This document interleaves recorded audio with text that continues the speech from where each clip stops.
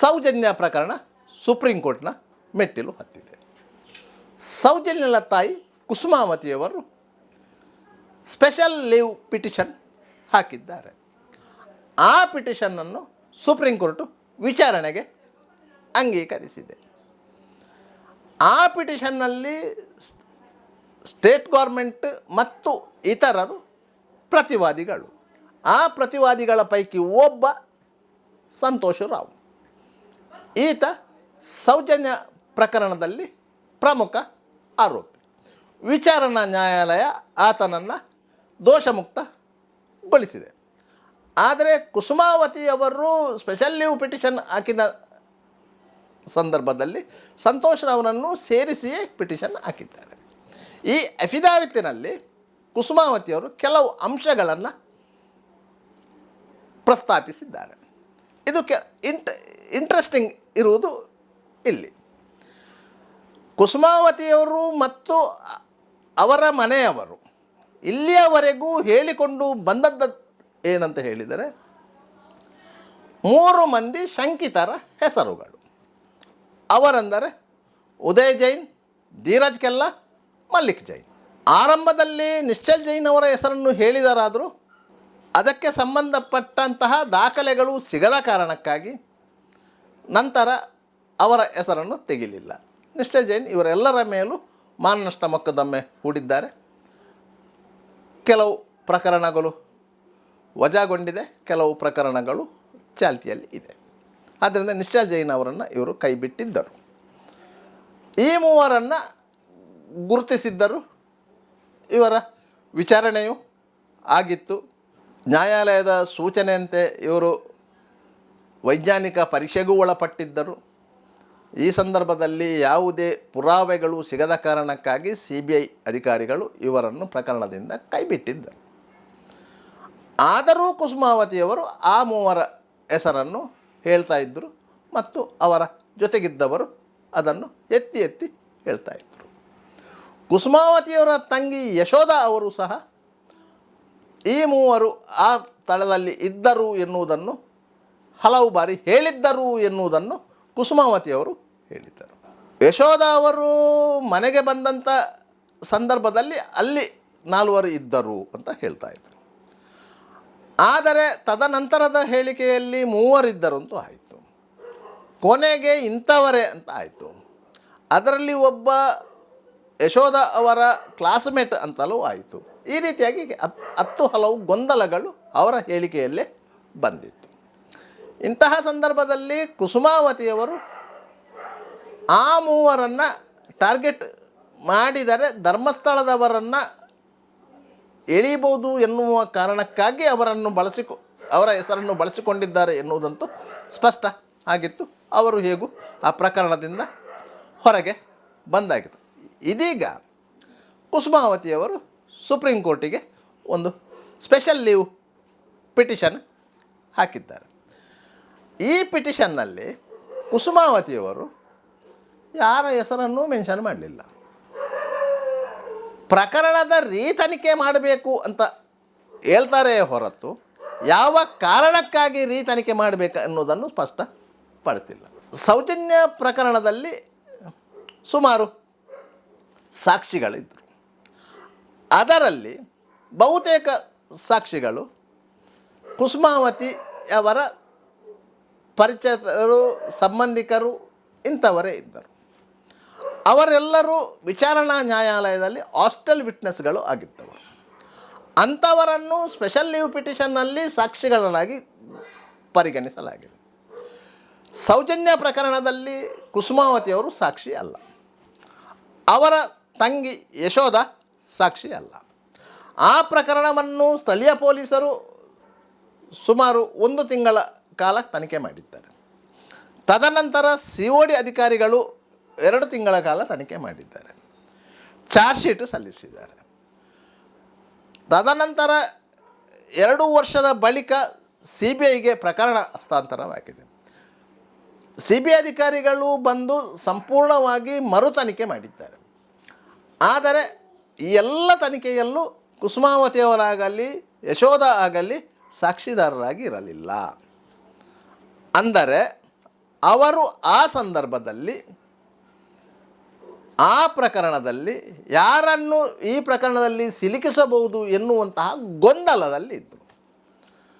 ಆದ್ದರಿಂದಾಗಿ ಪ್ರಕರಣದ ತನಿಖೆಯಲ್ಲಿ ಸಾಕ್ಷಿದಾರರಾಗಿ ಹೋಗಿರಲಿಲ್ಲ. ಆದರೆ ಇದೀಗ ಕುಸುಮಾವತಿಯವರು ಸಲ್ಲಿಸಿರುವಂಥ ಸ್ಪೆಷಲ್ ಲೀವ್ ಪಿಟಿಷನ್ನಲ್ಲಿ ಕುಸುಮಾವತಿಯವರೇ ಪ್ರಮುಖ ಸಾಕ್ಷಿ. ಅವರ ಪ್ರಮಾಣ ಪತ್ರದಲ್ಲಿ ಹೇಳಿರುವಂತೆ ಈ ಪ್ರಕರಣದಲ್ಲಿ ಪೊಲೀಸರು, COD ಅಧಿಕಾರಿಗಳು, CBI ಅಧಿಕಾರಿಗಳು ಪ್ರಾಪರ್ ಇನ್ವೆಸ್ಟಿಗೇಷನ್ ಮಾಡಿಲ್ಲ.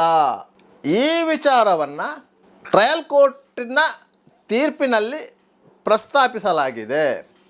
ಆದ್ದರಿಂದ ಈ ಪ್ರಕರಣವನ್ನು ಪ್ರಾಪರ್ ಇನ್ವೆಸ್ಟಿಗೇಷನ್ ಮಾಡಬೇಕು ಅಂತ ಹೇಳಿ ಸುಪ್ರೀಂ ಕೋರ್ಟಿಗೆ ಸ್ಪೆಷಲ್ ಲೀವ್ ಪಿಟಿಷನ್ ಹಾಕಿದ್ದೇವೆ ಅಂತ ಹೇಳ್ತಾರೆ. ಪೂರಕ ಸಾಕ್ಷ್ಯಗಳು ಏನು ಎಂದು ಸುಪ್ರೀಂ ಕೋರ್ಟು ಕೇಳುವ ಸಾಧ್ಯತೆಗಳು ಇದೆ ಎನ್ನುವುದಕ್ಕೆ ಸೌಜನ್ಯ ಪ್ರಕರಣದಲ್ಲಿ ಇದ್ದಂಥ 12 ಸಾಕ್ಷಿಗಳನ್ನು ಇದರಲ್ಲಿ ಗುರುತಿಸಲಾಗಿದೆ. ಅದರಲ್ಲಿ ಪ್ರಮುಖರಾದವರು ಜಗದೀಶ್, ವಿಠಲಗೌಡ, ಪುರಂದರಗೌಡ, ಗುರುಕಿರಣ್ ಮತ್ತಿತರರು. ಇವರೆಲ್ಲರೂ ಸೌಜನ್ಯ ಪ್ರಕರಣದಲ್ಲಿ ನ್ಯಾಯಾಲಯದಲ್ಲಿ ಸಾಕ್ಷಿ ಹೇಳಿದವರು. ಯಶೋಧ ಸಾಕ್ಷಿ ಅಲ್ಲ, ಕುಸುಮಾವತಿ ಸಾಕ್ಷಿ ಅಲ್ಲ. ಆದರೆ ಸ್ಪೆಷಲ್ ಲೀವ್ ಪಿಟಿಷನಲ್ಲಿ ಕುಸುಮಾವತಿಯವರು ಸಾಕ್ಷಿ, ಯಶೋಧಲು ಸಾಕ್ಷಿ. ತದನಂತರದ ಸಾಕ್ಷಿಗಳು ಇದ್ದಾರೆ. ಸಾಕ್ಷಿಗಳ ಪರವಾಗಿ ವಿಟ್ನೆಸ್ ಪ್ರೊಟೆಕ್ಷನ್ ಆ್ಯಕ್ಟಿನಡಿಯಲ್ಲಿ ಒಂದು ಅರ್ಜಿ ಸಲ್ಲಿಸಲಾಗಿದೆ. ಆ ಅರ್ಜಿಯನ್ನು ಸುಪ್ರೀಂ ಕೋರ್ಟು ಮಾನ್ಯ ಮಾಡಿದೆ, ಅವರಿಗೆ ಪ್ರೊಟೆಕ್ಷನ್ ಕೊಡಬೇಕು ಅಂತ ಹೇಳಿ. ಆದರೆ ಸಾಕ್ಷಿಗಳು ಯಾರು ಎನ್ನುವುದು ಡಿಸ್ಕ್ಲೋಸ್ ಆಗಿಲ್ಲ. ಆದರೆ ಕುಸುಮಾವತಿಯವರು ಸಲ್ಲಿಸಿದಂತಹ ಎಫಿದಾವತ್ ಏನು ಎನ್ನುವುದು ಗೊತ್ತಾಗಿದೆ. ಅದರಲ್ಲಿ ಸಾಕ್ಷಿಗಳು ಯಾರು ಎನ್ನುವುದನ್ನು ಗೊತ್ತಾಗಿದೆ. ಆದ್ದರಿಂದ ಕೆಲವು ಸಾಕ್ಷಿಗಳನ್ನು ಅಂದಾಜು ಮಾಡಬಹುದೇ ಹೊರತು ಇಂಥವರೇ ಸಾಕ್ಷಿಗಳು ಎನ್ನುವುದನ್ನು ಹೇಳಲಿಕ್ಕೆ ಸ್ವಲ್ಪ ಕಷ್ಟ. ಇಂತಹ ಸಂದರ್ಭದಲ್ಲಿ ಸುಪ್ರೀಂ ಕೋರ್ಟ್ನ ನಡೆ ಅತ್ಯಂತ ಕುತೂಹಲಕಾರ ಆದ್ದು. ಈಗಾಗಲೇ ಸೌಜನ್ಯ ಪ್ರಕರಣವನ್ನು ಮರು ತನಿಖೆ ಮಾಡಬೇಕು ಎನ್ನುವುದು ಕುಸುಮಾವತಿಯವರ ಎಫಿದಾವತ್ತಿನ ಮುಖ್ಯ ಅಂಶ. ಯಾಕಂತೇಳಿ ಆ ಪ್ರಕರಣವನ್ನು CBI ತನಿಖೆ ಮಾಡಿತ್ತು, ಆರೋಪ ಪಟ್ಟಿಯನ್ನೂ ಸಲ್ಲಿಸಿತ್ತು. ಆ ಆರೋಪ ಪಟ್ಟಿಯ ಮೇಲೆಯೇ ವಿಚಾರಣೆ ನಡೆದದ್ದು. ವಿಚಾರಣಾ ಸಂದರ್ಭದಲ್ಲಿ ಸಾಕ್ಷಿಗಳು ಪ್ರತಿಕೂಲ ಸಾಕ್ಷ್ಯ ನುಡಿದಿದ್ದರಿಂದಲೇ ಆರೋಪಿ ಖುಲಾಸೆಯಾದದ್ದು. ಇದು ಸಾರ್ವಜನಿಕವಾಗಿ ಗೊತ್ತಿರುವಂತಹ ಸತ್ಯ.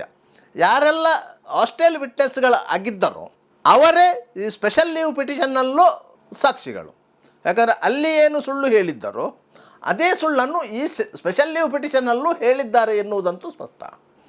ಆದ್ದರಿಂದ ಒಂದು ವೇಳೆ ಸುಪ್ರೀಂ ಕೋರ್ಟು ಈ ಪ್ರಕರಣವನ್ನು ಮರು ತನಿಖೆಗೆ ಒಳಪಡಿಸುವುದು ಅಗತ್ಯ ಎನ್ನುವುದನ್ನು ಕಂಡುಕೊಂಡರೆ, ಸ್ಪೆಷಲ್ ಲೀವ್ ಪಿಟಿಷನ್ನಲ್ಲಿ ಯಾವೆಲ್ಲ ಸಾಕ್ಷಿಗಳನ್ನು ಇವರು ಗುರುತಿಸಿದ್ದಾರೋ ಅಂಥ ಸಾಕ್ಷಿಗಳನ್ನು ಮರು ತನಿಖೆ ಮಾಡಬೇಕಾದ ಅನಿವಾರ್ಯತೆ ಬಂದರೆ ಯಾವುದಾದರೂ ಒಂದು ತನಿಖಾ ಸಂಸ್ಥೆಯನ್ನು ನೇಮಿಸಬೇಕು.